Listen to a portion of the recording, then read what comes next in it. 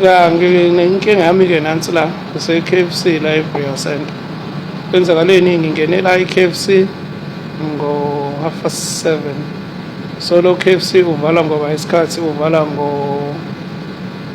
ngo-8. So mangena bekhona amajita amabili ebelapha I'm trying to turn this cameras. Nizobona.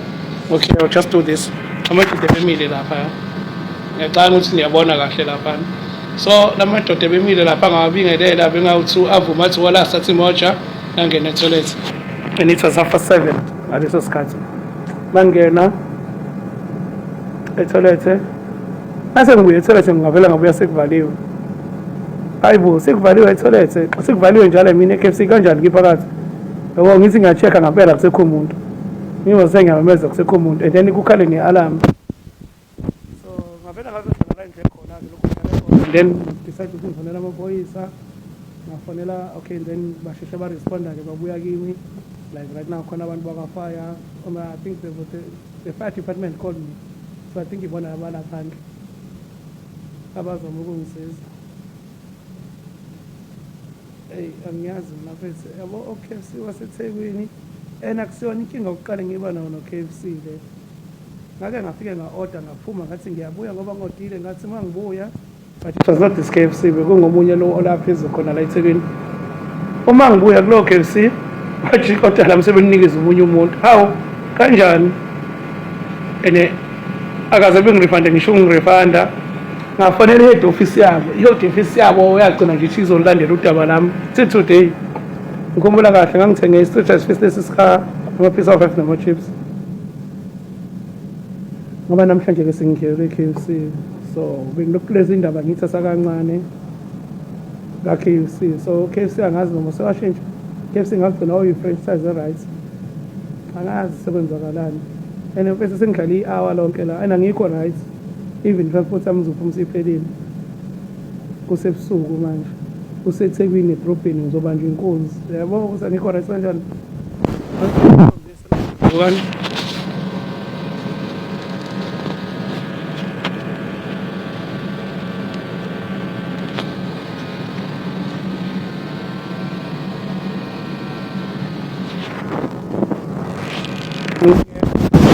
So into kanjeni ibizwa ngani? Kwenziwa kanjani-ke uma wenziwa u-KFC kanje? Mina ngispende imali yami khona kodwa bona iyona ndlela basifitha ngayo le basikhile ey'toro zabo. Usikhiye kanjani isitoro? How do you because kuyacaca ukuthi angiwe lesi sitoro. Usama kanjani isitoro ungenayisho ukuthi wonke umuntu usephumeni? U-8 ubungakashayi okay-ke ngiyaqala mhlawumbe bayidojeleke kangena.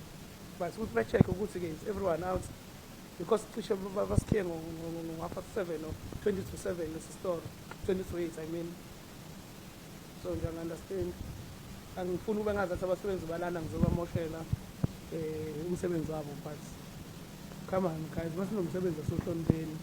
Mina mfethu ngisenkingeni njengamanje angikho right.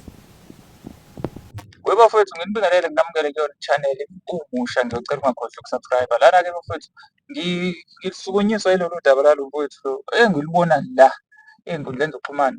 Uphoste abantu abahlukahlukene. Ngizwa naku-Metro sekuthiwa-ke hayibo kunomfowethu obe nenkinga kanjani njani emathoyilethi ase-KFC.